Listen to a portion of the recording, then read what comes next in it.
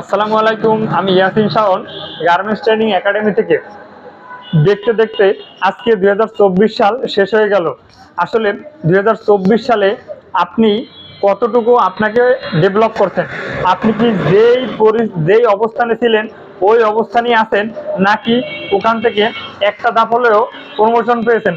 যেমন আপনি supervisor, quality controller, operator, incharge ওই একই লেভেলে আছেন, নাকি নিজেকে এর পরবর্তী লেভেলে নেওয়ার জন্য চেষ্টা করছেন, লার্নিং করছেন, শিখছেন, আপনার কাজ রিলেটেড শিখছেন, পাশাপাশি আদার্স স্কিলগুলো শিখছেন?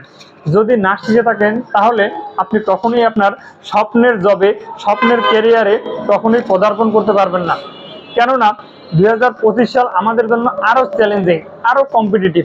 এই সেক্টরে আরও শত শত শিক্ষিত গ্রাজুয়েশন করা ছেলেরা, মেয়েরা প্রবেশ করবে।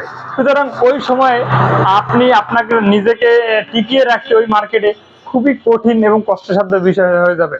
সুতরাং 2024 সালেও যদি আপনি এই ভুলগুলান করে থাকেন, তাহলে 25 সালে অবশ্যই নিজের একটা প্ল্যানিং তৈরি করেন যে আমি তো 25 সালে যে অবস্থানে আছি ওই ফ্যাক্টরি থেকেই হয় প্রমোশন নেব, ওই কোম্পানি থেকেই প্রমোশন নেব, অথবা অন্য কোনো কোম্পানিতে প্রমোশন নেব। অবশ্যই আমাকে প্রমোশন নিতে হবে।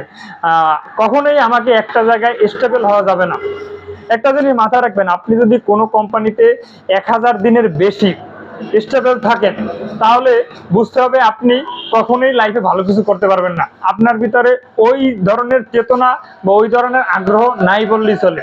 সুতরাং নিজের সাথে চিন্তা করেন যে আপনি কি এই কোম্পানিতে 1000 দিনের বেশি আছেন।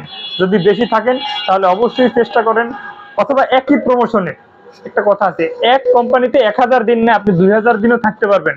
যদি আপনি প্রমোশন পান, আপনি পরের ধাপে যান নিজের যোগ্যতার মাধ্যমে। প্রমোশন কি কোম্পানি ইচ্ছাকৃত দেবে? নিজ ইচ্ছায় আপনার যোগ্যতা, আপনার ক্যাপাসিটি আপনাকে প্রমোশন এনে দেবে।